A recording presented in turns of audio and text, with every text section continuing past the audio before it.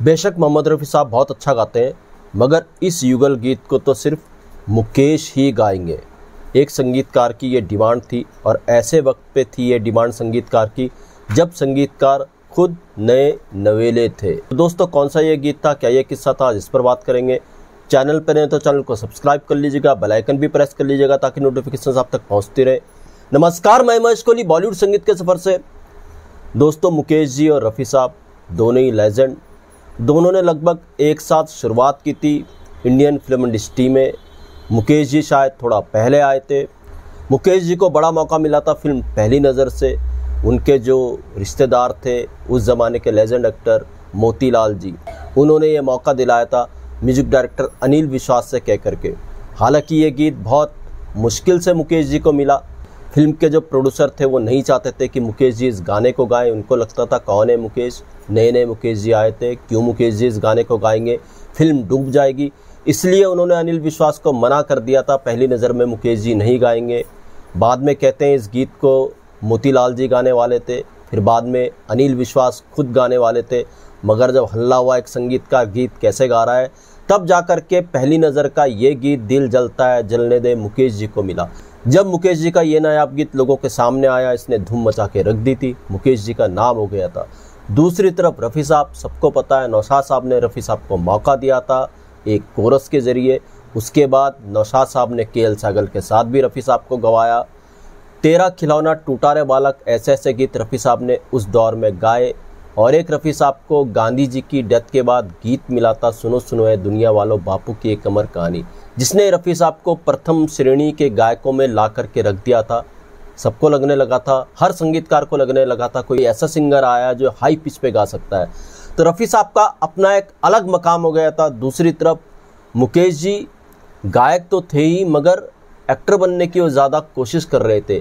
तो यही वो दौर था, जद्दोजहद चल रही थी। रफ़ी साहब का नाम हो चुका था, मुकेश जी गा भी रहे थे, एक्ट भी कर रहे थे, मगर रफ़ी साहब का नाम जो था गायकी में वो थोड़ा ज़्यादा हो गया था। लगता था कि रफ़ी साहब हर तरीके का गीत गा सकते हैं। तो यही वो दौर था। मैं जिस फिल्म की बात कर रहा हूँ ये 1950 में आई थी। जी हाँ, इस फिल्म के जो डायरेक्टर थे केदार शर्मा और म्यूजिक डायरेक्टर थे रोशन। और रोशन साहब को भी ये फिल्म बड़ी मुश्किल से मिली थी। रोशन साहब भी उस समय स्ट्रगल में थे। रोशन साहब को बड़ी मुश्किल से ये फिल्म मिली थी और बहुत लोग नहीं चाहते थे, खासकर फिल्म के डिस्ट्रीब्यूटर, संगीतकार रोशन इस फिल्म में संगीत दे, क्योंकि रोशन उस समय जितना भी संगीत दे रहे थे फ्लॉप हो जाता था। तो रोशन पे कोई विश्वास नहीं कर रहा था केदार शर्मा के अलावा। केदार शर्मा ने रोशन पे विश्वास किया, उनको इस फिल्म में रखा था। हालांकि डिस्ट्रीब्यूटर ने यहाँ तक कह दिया था केदार शर्मा को, इस फिल्म से रोशन को हटाने के लिए केदार शर्मा को कहा था आप 25,000 एक्स्ट्रा ले लीजिए, मगर इसमें संगीतकार कोई और रखो, रोशन को नहीं। तो ऐसे हालात में रोशन काम कर रहे थे और उनका कोई फैसला लेना, कोई डिमांड रखना बहुत बड़ी बात थी। और इस फिल्म की एक और खासियत, इस फिल्म के जो नायक थे वो राज कपूर साहब थे। राज कपूर साहब जब ये फिल्म बन रही थी तो राज कपूर साहब की आवाज़ मुकेश जी नहीं बने थे, रफ़ी साहब भी राज कपूर साहब के लिए गा रहे थे। तो दोस्तों, इस फिल्म का एक युगल गीत था मुझे सच बता दो, जिसको मुकेश जी ने राजकुमारी जी के लिए गाया। मगर ये गीत जो था रफ़ी साहब के लिए बना था। तो केदार शर्मा को पूरा विश्वास था कि ऐसा गीत रफ़ी साहब ही गा सकते हैं। केदार शर्मा ने जब रोशन से बात की तो रोशन ने कहा बेशक मोहम्मद रफ़ी बहुत अच्छा गाते हैं, मगर ये जो गीत है हम इसको रफ़ी साहब से नहीं गवाएंगे, क्योंकि इस गीत में सवाल जवाब आते हैं, यानी नायक नायिका सवाल जवाब कर रहे हैं। कुछ ऐसा ये रोमांटिक गीत था, इसको खुद केदार शर्मा जी ने लिखा था।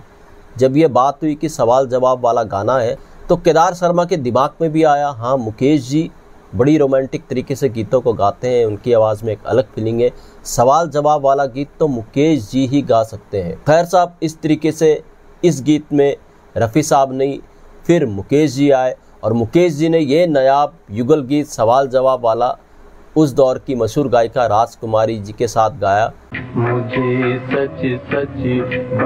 मुझे सच बता दो, जो ये गीत था अपने आप में नायाब गीत था। जी हाँ, ये फिल्म थी बावरे नैन। 1950 में बावरे नैन आई थी। बावरे नैन में मुकेश जी ने कमाल के गीत गाए। दत्त जी के साथ उनका एक और युगल गीत था, ख्यालों में किसी के आकर यूं तड़पाया नहीं करते। ख्यालों। और एक और गीत था इसी बावरे नैन मूवी में मुकेश जी का, तेरी दुनिया में दिल लगता नहीं। तेरी दुनिया। इस गीत ने भी कमाल धमाल मचा के रख दिया था और साबित कर दिया था कि मुकेश जी कमाल के गायक हैं। रफ़ी साहब ने भी इस फिल्म में गीत गाया था। जी हाँ, ये गीत भी युगल गीत था और ये आशा जी के साथ रफ़ी साहब ने गाया था। बावरे नैन के सारे गीत हिट थे। इसने मुकेश जी को भी एक अलग पहचान दी। तो ऐसे थे मुकेश जी। ये किस्सा मुझे मिला, एक पुराना इंटरव्यू था केदार शर्मा साहब का। तो उस इंटरव्यू में केदार शर्मा जी जो लेजेंड डायरेक्टर प्रोड्यूसर रहे, राज कपूर को इंट्रोड्यूस उन्होंने ही कराया था। उन्होंने ये किस्सा शेयर किया था कि मुकेश जी का अलग ही मकाम था, अलग ही रुतबा था। तो दोस्तों, ऐसे भी नायाब किस्से हुए, ऐसे किस्से मैं आपके लिए लेकर के आता रहूँगा। महेश कोहली को दीजिएगा इजाज़त। Goodbye, good luck and take care.